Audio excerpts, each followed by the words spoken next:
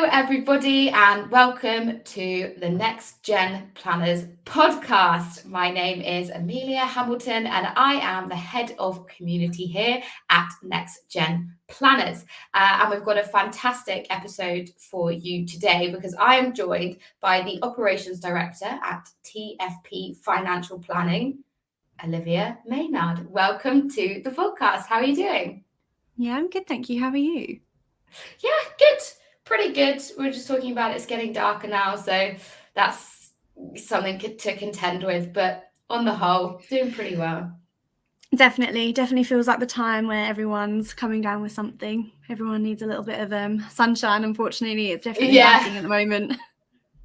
Yeah, I'm sure we'll probably have to wait a little bit longer for some of that. Just a little bit.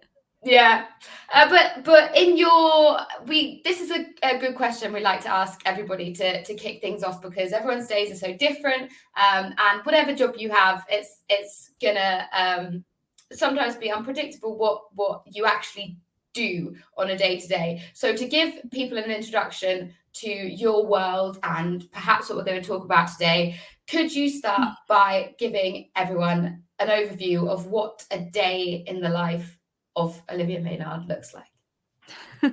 I think it's such a big question. I think like you said, so varied. You never really know what you're going to get, do you? So I mean to start with, I wake up in the morning and I have a screaming toddler who is super adventurous and super lively, 2 dogs that are super lively. So once I've got through the chaos and excitedness of seeing my family, I then get to head to work. I think as an operations director, my role is so varied with the fact that I oversee all of the business functions.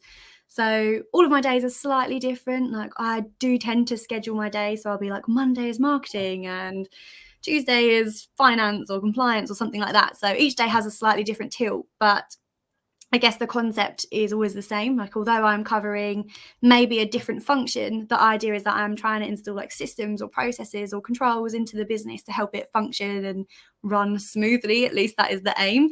I guess my day is solely based around being an integrator, is what they call us, or implementers. So ideas come to us from the board. And then as anyone in operational or this role, so operations or practice managers or however they're framed, the idea was that visions come in from the business, from the board, from business meetings, all those sorts of things, and we have to just implement them and find ways to integrate them into the systems and processes we have smoothly, or maybe not so smoothly sometimes. It depends. I think that goes down to having an amazing team that are able to adapt and understand those changes and needs and things like that. So yeah, very different. I think also one of the massive things that I find in my role as an operations director is that a big part of my job is HR based. So I'm all about the team. My job is always I'll come in, the first thing I do is I'll be here hopefully early. Usually 8:30 I get in before everyone, and I kind of sit here and I'm ready for when they come in. I'm what do you need from me today? That's always my first question. Is there anything you need from me? And I'll check with them throughout the day. My job is to make sure that they have what they need to make this business do what it's supposed to do. So I think that's kind of my role in a nutshell. Yeah, definitely. And in a day, many days. And you've given me the most beautiful segue because you mentioned team and the importance of that a lot there. And that is what we're going to focus on mainly today, is looking at that aspect of team building, of what that looks like in terms of a business and how to make an effective one. So building a strong team is often about creating kind of the right culture. So I wondered if you could start by perhaps describing the culture that you've tried to establish, or what you think building a good culture more generally looks like. Yeah, no, so I think this is super interesting because I love culture. I think it's in my bio on LinkedIn. I'm always first and foremost, I focus on culture. But it's one of these things. I think the first time I ever heard you speak was at Money Marketing, and you had this lovely talk on community. And one of the things, a couple of the things really, really resonated with me, and I definitely can apply over to this thing. You're talking about community, but culture obviously is massively to do with it. You kind of all want to get around the same fire and live and breathe the same thing, to believe and work together in a team and that sort of environment, and all of those things kind of come together.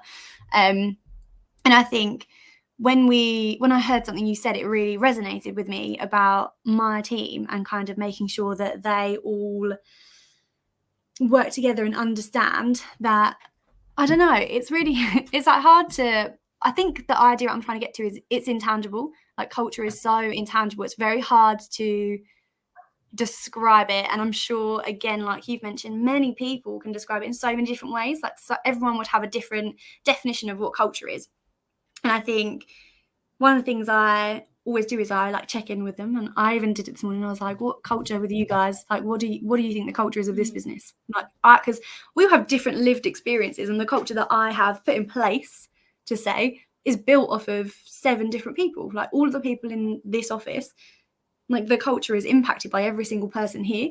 So I think it was really interesting to kind of go like, what's your lived experience of our culture? Because the thing that I've tried to put in place is to make sure that you're always heard, you're always listened to, you always have the space and the time to think and come up with ideas and feel like those ideas aren't just kind of said out loud and forgotten. They're always taken on board and often implemented. So when I said earlier that I take visions and ideas from the board, it's not just the board, like they're from our team. Like, our team will come out and they'll go, do you know what, this isn't quite working, but I have got this idea and it could make everything so much more efficient or so much better. So I think that culture has always been a really inclusive one. So to kind of go, we're not like this top down, like the board or the planners are at the top and you guys just do this grunt work. Like, that is not our culture in any way. It never should be. I think like traditionally that has been the case, like for older firms, but we are definitely not an older firm from that perspective, from a cultural perspective. We're not traditional in that sense. It is very much team led. So I think that's something I'm incredibly proud of, that we've kind of managed to put in place this culture where everybody feels like they have an input and are heard and listened to. Yeah, definitely. And I think it's really interesting how you describe it, because I'm sure a lot of people would agree kind of initially with, well, of course everybody should be heard. That's a value that we would ascribe to and that we would want to put on our, list of whatever it is, values or mission statement. But it's about leading with the behavior first, I guess, in the way that you're talking about how you check in with people, or the practicalities of showing that behavior and modeling that behavior. Then the culture kind of follows, the value follows from that. It's not going, well, in this everybody is has an equal kind of voice to be heard.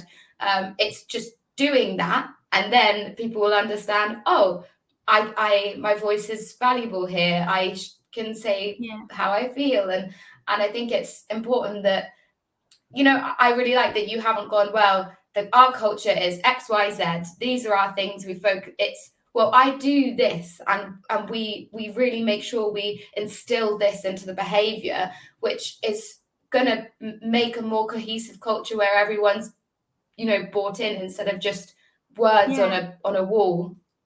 Yeah, definitely. I think it's very easy to say something. Like, people always say actions speak louder than words. I think that's definitely like the approach I take when it comes to culture and values and all of that sort of stuff. Like, obviously we, as a business, we have values and all of those sorts of things, but it doesn't mean it's the lived experience is so much more important to me anyway.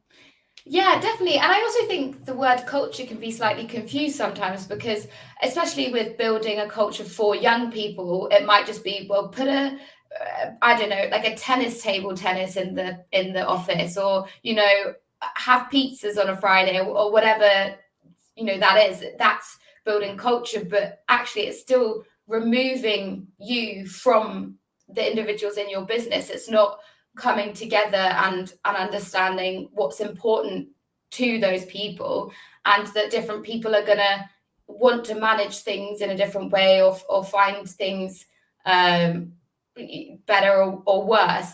I think it's I really like how you've described what culture is to you and how you've tried to build it.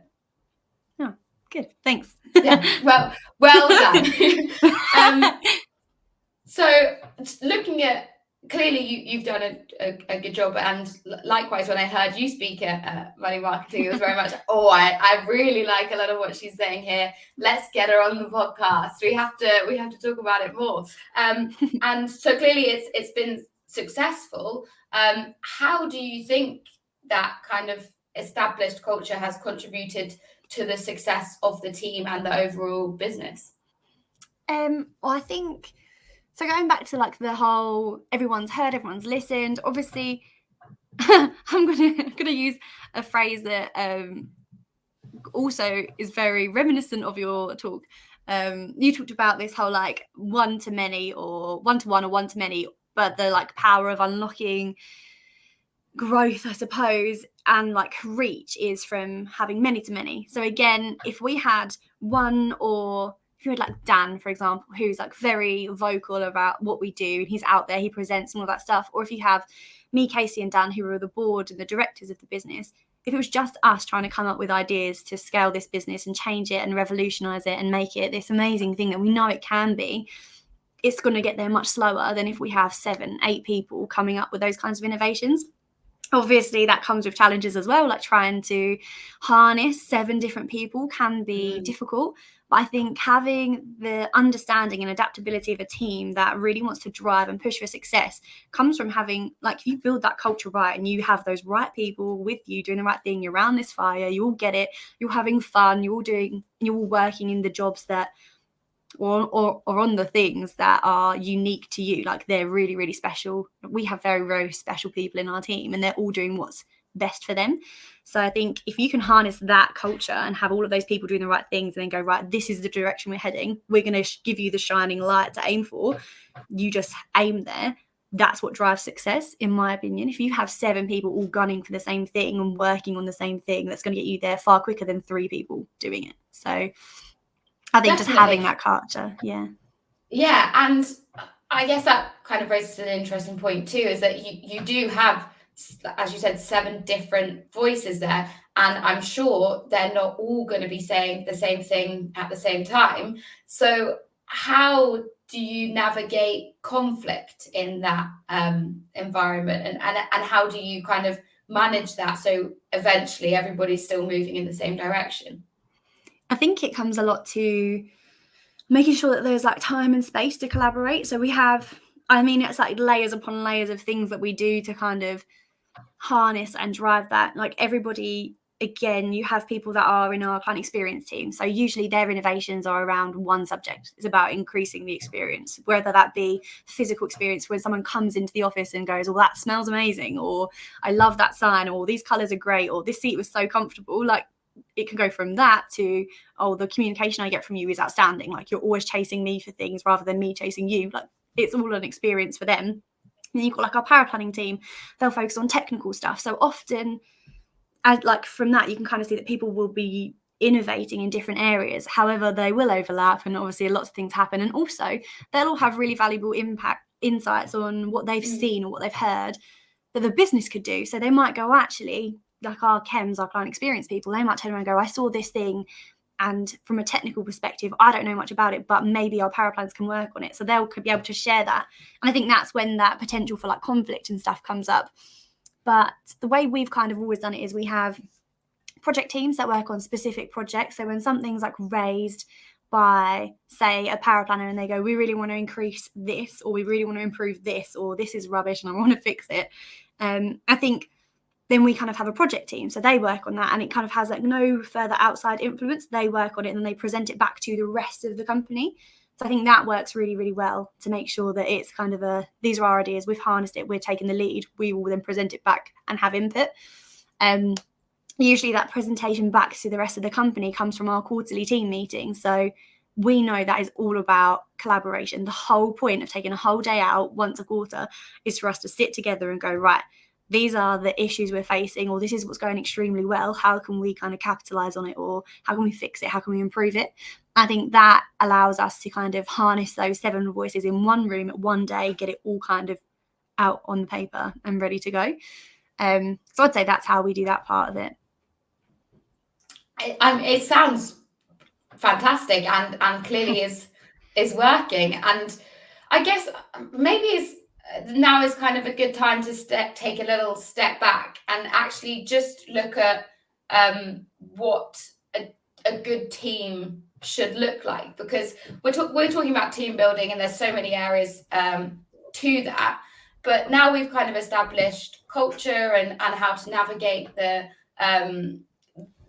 intersection between different ideals or ways to navigate it. If we kind of remove ourselves for a second and think about what are the kind of essential qualities or characteristics of a successful team, what do you think those would be, or that would look like? I think it's like, I think it's probably made up of a few different things. So characteristics from the fact that everybody should probably be not cut from the same cloth, which is a bit contradictory to something I'll probably say later. But if you have a cookie cutter version of like one person, you've got 7 of them, that's probably not going to get you as far as having a more diverse team with different ideas and inputs and stuff like that. So I think having like diversity from an ideology perspective, super important. Different skills, again, if you just had like 7 technical people, that's not going to help with innovation or vision around like engagement and stuff like that, probably. So I think having like diversity in a team from that sense is like super important. I also think just, it's really interesting. It's quite hard to word, but when we recruit, for example, recruit for the person as opposed to the skills, because most things can be taught, but like personality can't be. So I think it's really important that as a business, you know who you are, what you stand for, and where you want to go, and then you can kind of go, right, can this person get it? Do they want it? And can they deliver on that kind of goal and mission that you have? Because if not, they're not going to fit into that team properly. There will be constant conflict and butting of heads, and you can't train that into someone. So yeah, I think those are the characteristics. You've got to kind of make sure they're the right people for you, but that doesn't mean that they are a cookie cutter version of everybody else in the company. So yeah, that's definitely, and that's a good balance, isn't it, where you want people who are not just gonna create this echo chamber where you're all saying the same things and you're not getting that kind of diversity of thought. It's just everybody thinking the same way, and you're going to miss out on so many different ideas or solutions to problems. However, you've got to have someone who is cohesive in terms of values and in terms of how they look at the role. And it's interesting that skill set would be not far down on the list, but in terms of importance, it's not the first thing. It's other things, and you can build that up, and I guess over time they become, if you've chosen the right fit, they become a more and more valuable member of the team and are more likely to stay as well. I think that's exactly it. Like, my best example is probably our newest recruit, Lauren. She's currently a paraplanner. She came to us, I think, as of October, it would have been a year ago. So a year ago, just about, as a uni graduate. And she'd done work experience with us for 2 weeks, 3 years prior. And she's now fully qualified and is working as a paraplanner in our team. But she didn't join as a paraplanner a year ago. Like, we could try, and we were recruiting for a paraplanner. Like, we knew when she came in, we were like, you're the right person. We really like you, and you have the capacity to get to where we want to get you. Like, that's trainable, and we know we can train it into you in a short period of time. So I think she's my best example of it. And I think as well, like, I'll probably talk more about this because I'm such an advocate for it. From my perspective, I love this stuff, and I think a lot of our team really enjoy it too. But when I talk about like having this cohesive ability to bring you into the team, it doesn't, like I said before, it's not that you create or you want yes men. You don't want people that are like, again, the same version of you, and they don't even have to have the same, like, they don't have to be the same as you in any way. They don't have to have the same like personality or have the same humor. It is all about like if you had 2 pieces of a puzzle and they were the same, they wouldn't fit together. It's like kind of going, right, well, you fit because you aren't the same. Like, you complement each other. It's like, you know, when people do the whole cheesy, oh, like, they complete me sort of thing. Like, they do. You have to find, like, if someone's really, really optimistic, sometimes you need to have someone who's a bit more of a realistic person, and you have to kind of balance it out that way. So yeah, I think it's like finding that balance is like so important. There are so many ways to do that, and we have like such a focus on it as a team, and we really enjoy that aspect of personality analysing and discussing our communication styles and that sort of thing. I think that really helps to make the team come together in a way that's like super efficient. So yeah, definitely. I mean, that makes a lot of sense as well, and I think sometimes it can be hard when you're trying to move outside of your own frame of reference and think, you know, more objectively instead of looking at, okay, well, what would fit with me or with this company, and sometimes being like, okay, well, that might not necessarily seem like the initial right fit because they don't think like this or they don't want that, but actually, like you said, I think that's the most brilliant analogy. If you had two exact same pieces of the puzzle, they wouldn't fit together. I really like that as kind of some imagery to be left with. And so I want to bring in kind of technology now into this conversation, because it plays, you know, a pretty big role in the industry today. And I was wondering, how do you kind of integrate that into team building efforts as well? Yeah, so technology is super topical, isn't it? I think it's all about like enhancing what we do already. Like I said, like obviously very different to how you guys work. You guys work 100% virtual. We are pretty much in the office unless somebody needs to be at home for any reason. They can do what they need to do. But we tend to work in the office. And in fact, we actually try, the majority of us, but 2 people work in the same room, which is why I'm probably talking more muted than normal, because there is like a very thin wall between me and the guys right now. And I don't want to shout too loudly. But so we work very closely. So that kind of ability to be very close to the team and help them when they need to be helped, and I can overhear if someone's stressed and I can kind of reach out, is so vital. I love that I can do that, and I can feel that very easily through this very thin wall.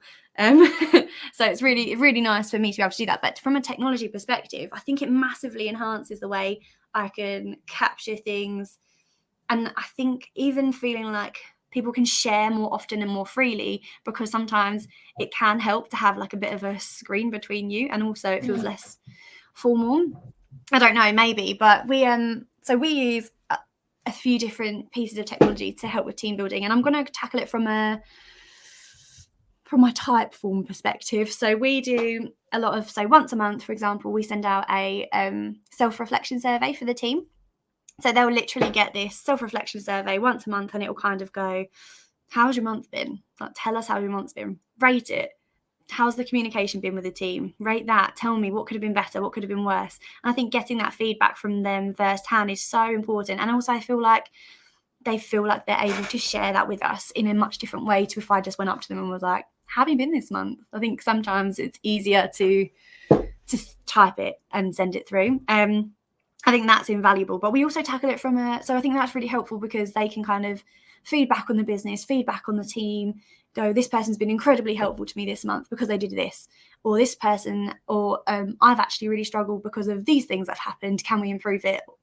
Everything really helpful. I think that really helps. From another team building perspective, we do like star of the month, and then they'll have to like pick someone. Tell me who's done something absolutely amazing, who's gone above and beyond, because they deserve to be celebrated. And I think knowing that all of your teammates are cheering for you from that perspective, we have like a nice little celebration and they get a little gift and all of those sorts of things. And then I think that builds massive team building. I think that builds massive like appreciation between the team, because they are all just cheering for each other all of the time. And I think that's so incredibly useful. So again, like I say, this is all from a type form. It's all like feedback on each other, which is so much easier to get when it's driven by technology. The one other thing we do, which is very similar, I'm, like I said, focusing on the type form aspect of our technology for team building at the moment, is did you ever watch The Office? I only ever watched the American one. I've only watched the UK one, so we're coming at it from a different, So I don't know if the UK one has it, but in the American one they have the Dundies. Did they have like a little award thing? Yeah. What was? I've watched it all the way through once. They do have They definitely. It's not called the Dundies though. It's called the. People are going to be shouting this through the screen, aren't they? It's called the. I can't remember. It's called the. Wait, you talk about it. I'm going to Google the answer while you talk about it, and then come back.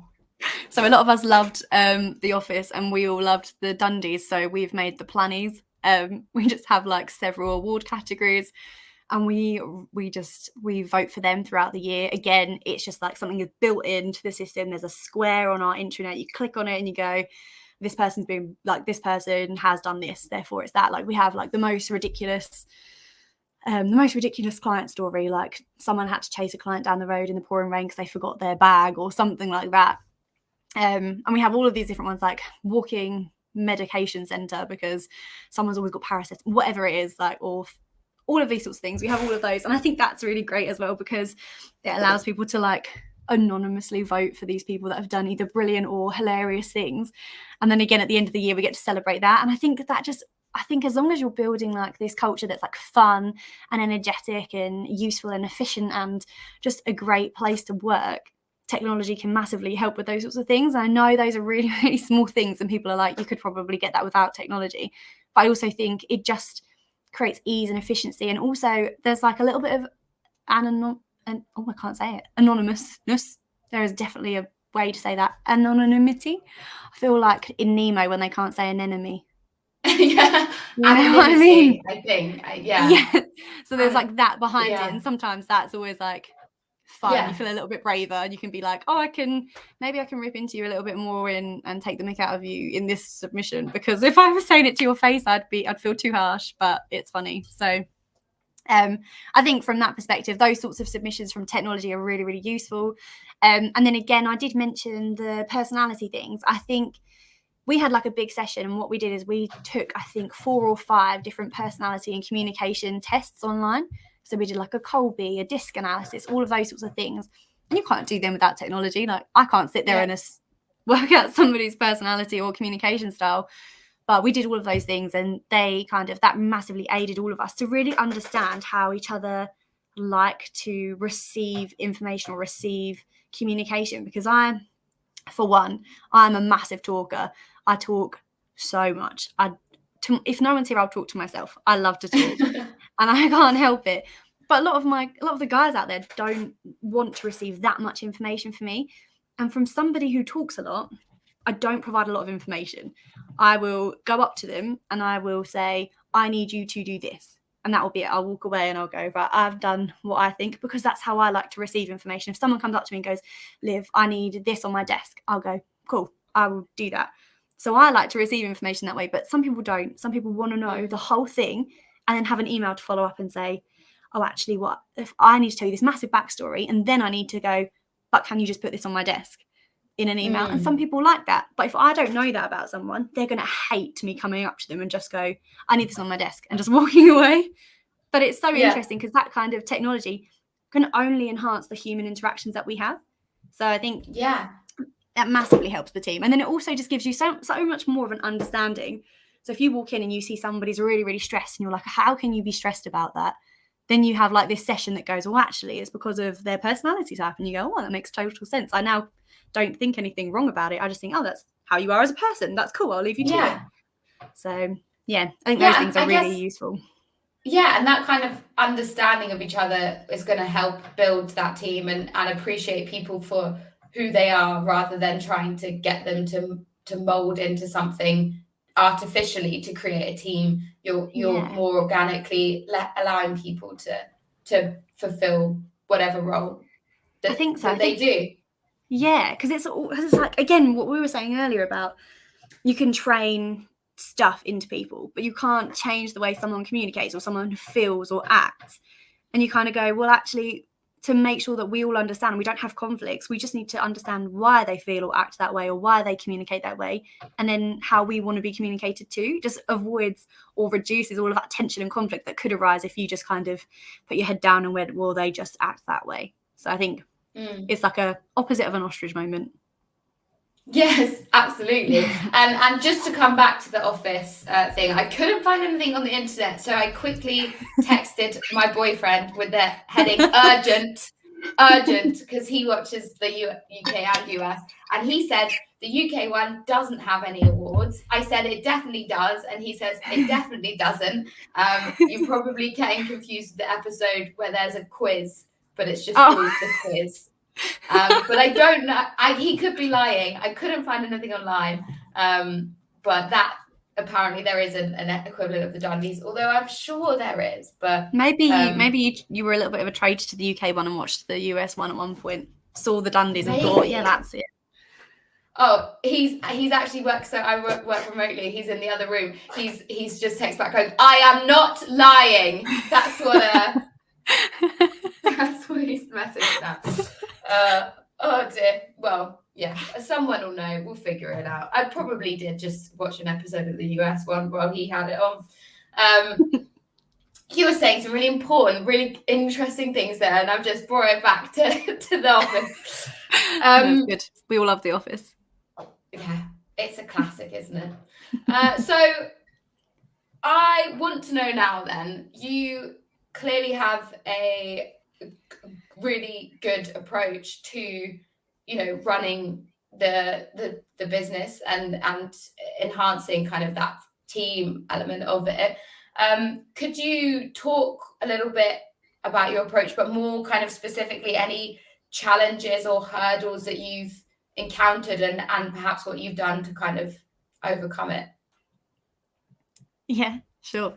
I just think, I think through every walk of life, like we're talking about technology before, it's very interesting. But on the flip side, that I think the most unpredictable factor in life is human behavior, isn't it? So I think moving that further, I think always the biggest challenge in building a team is the human part of it. So I think we've definitely had it before where we've just had the wrong people in the wrong seats or the wrong people at the wrong time, all of those sorts of things. I think those are our biggest challenges, and I think to overcome them is really difficult, especially being so. For me, I've been in this role for a year and a half, maybe. Before that, I was a paraplanner.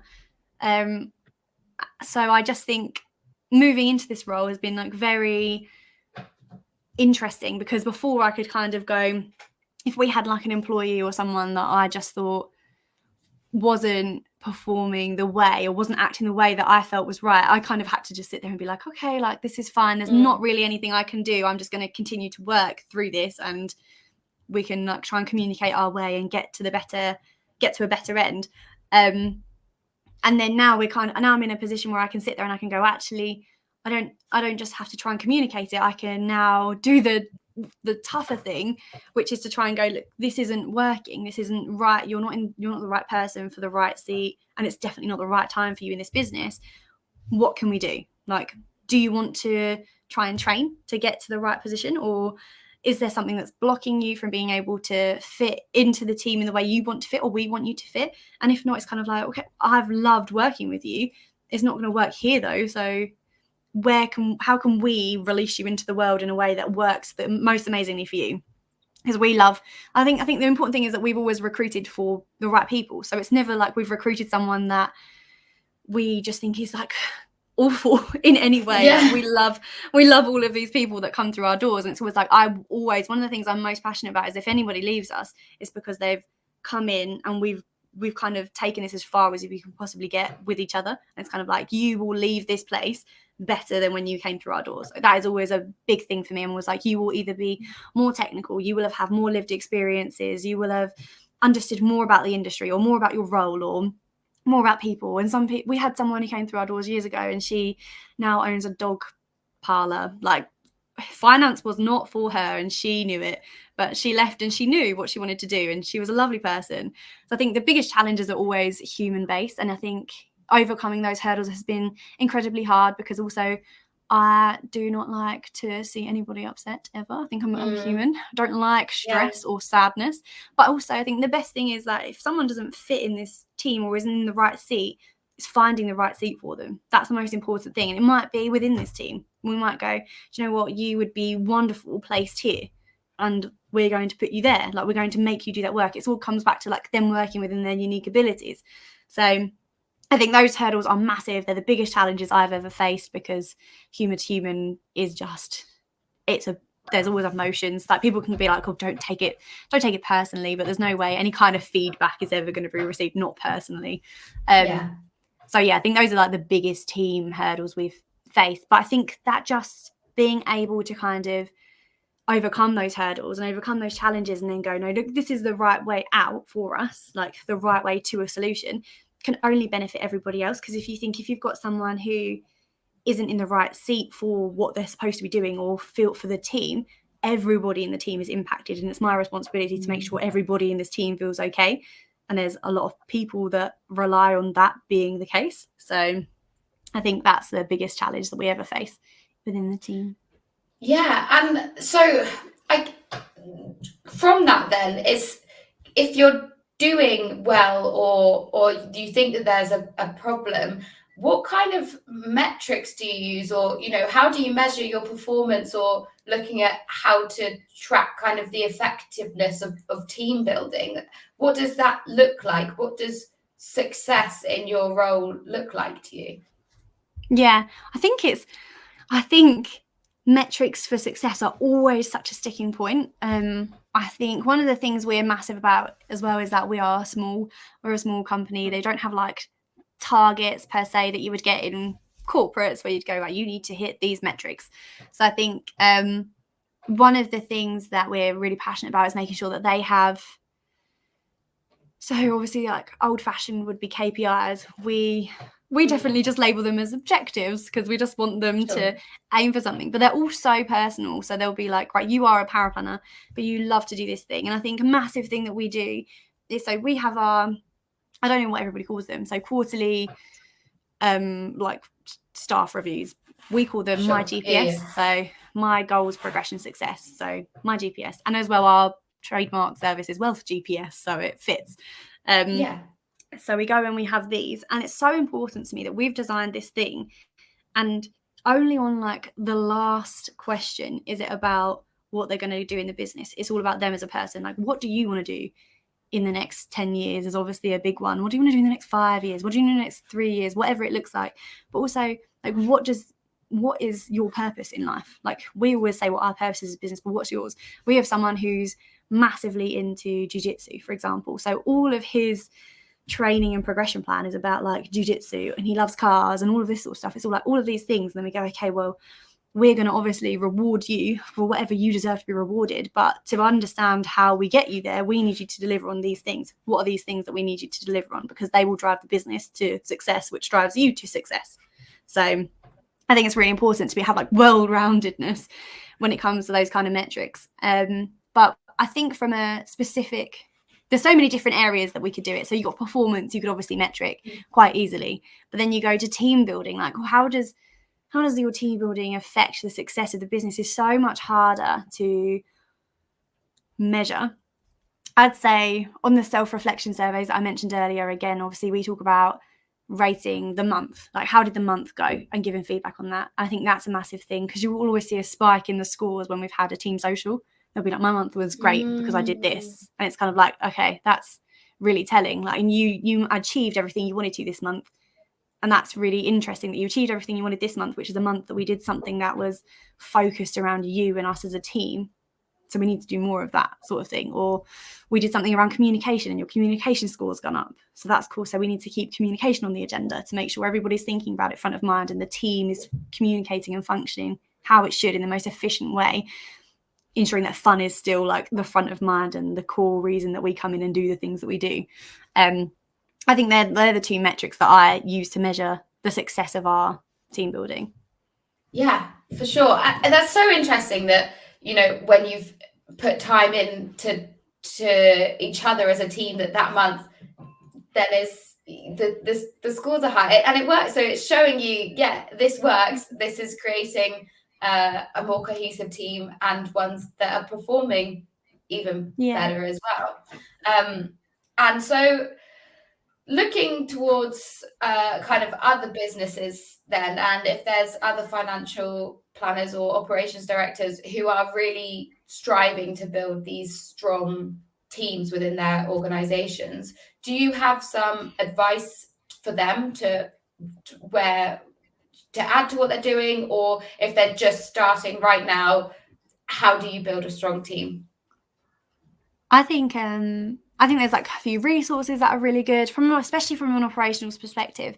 I think you've got resources like Dominica or Domi. She runs the RAE, which is like the Masters Practitioners Club. So if you're a practice manager or an ops director or something like that, you can get into the program or the club. That is so beyond useful.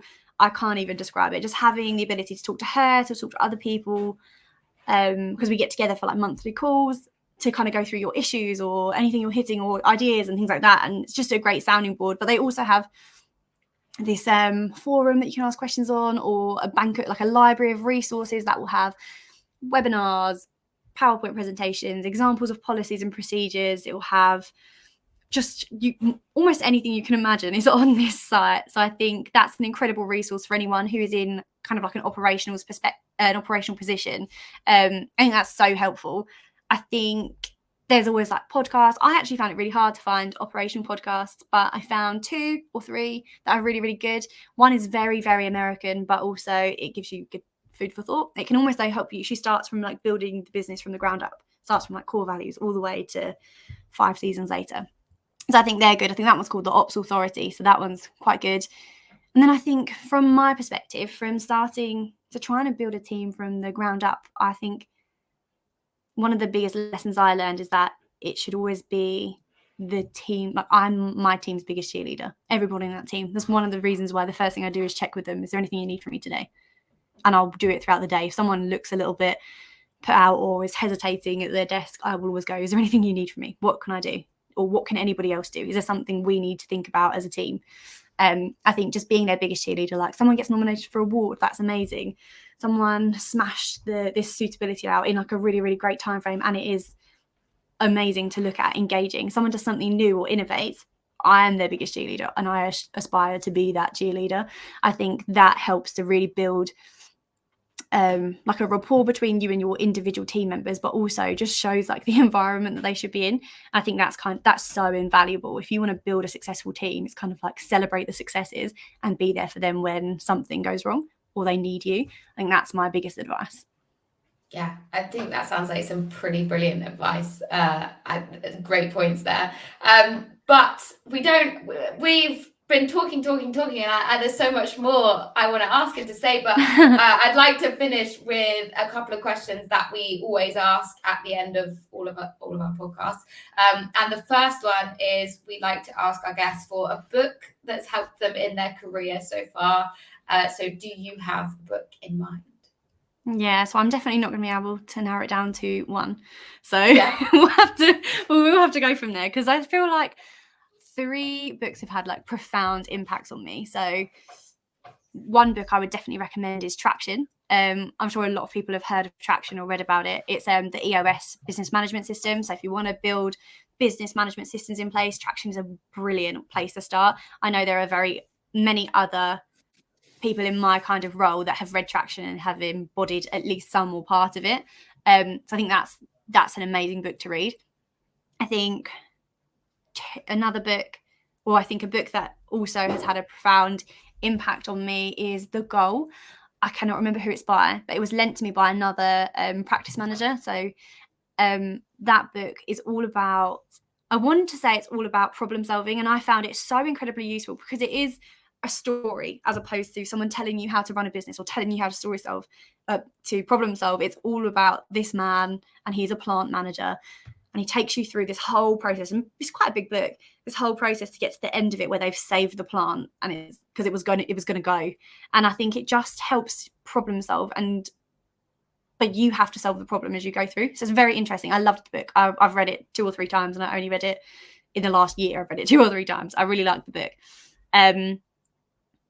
My last one, I think, is definitely one other book. Time to Think is a really, really great book for building a team that's collaborative. It's all about giving people the time and the space to say what they need to say. Coming from someone who's a massive speaker, sometimes I naturally do not give a lot of time, and I have to really take the time to allow my team time to think. I think that's a really, really great book. I think all 3 of those books are great. Traction, definitely for business management, The Goal for problem solving, and I forgot the name of the third one, and Time to Think for building collaboration within a team. These are some excellent books. I think we've got 3 for the price of 1 there as well. They sound really good. Sorry. I'll happily take 3. No, do not apologize. 3 excellent books. Okay, so last question then. So you've had, I guess you've come at the world of finance, and more specifically financial planning, from a couple of different angles now. So being a power planner and now being an operations director. So a super broad, big question to finish. What are you most excited to see in the world of finance in the next 10 years? I think I'm super biased because I feel like our business is based on like the behavioral aspect, like humans focused financial planning, if that's what we want to call it. It's all about making sure people have the right understanding and all of that sort of stuff. It's all about the human rather than here's a product, I'm going to sell it to you because I get paid on if you give me money to manage, that sort of stuff. I think over the next 10 years, I think it will stop being people just saying they're doing it, because so many people are coming out now to be like, oh, we do human focused financial planning. And it's like, you really don't. But thanks for saying it. Like all these, like, I'm not saying a lot of financial planners are doing it. A lot of financial planners, it's becoming more and more of a thing. But I think in 10 years time, it will be everybody's doing it, and it will be from the right basis. Everybody will start from humans first. I think that's really exciting. I also just think the advice gap will close massively. Like within a very, very short amount of time, everybody, I think, will have access to financial planning, because it will cost us less to provide that kind of service, to provide financial advice service, because the like pace and ability that technology is bringing should just increase our ability to seek and help more people. I think that will just shrink the advice gap down massively in the next 10 years. So yeah, I think 10 years time from now, I would say advice gap will be shrunk massively, and we will all be starting from the right place.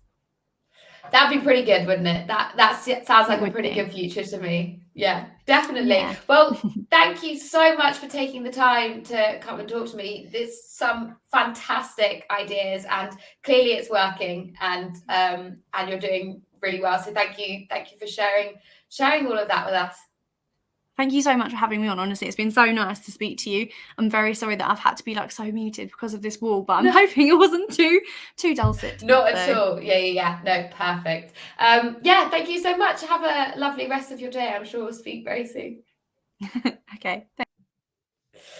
So that was Olivia Maynard on the NextGen Planners podcast. If you enjoyed this podcast, then please do share it on all social media platforms. You can listen to past and future episodes on Spotify, Apple Podcasts, Google Podcasts, and on our website, which is nextgenplanners.co.uk.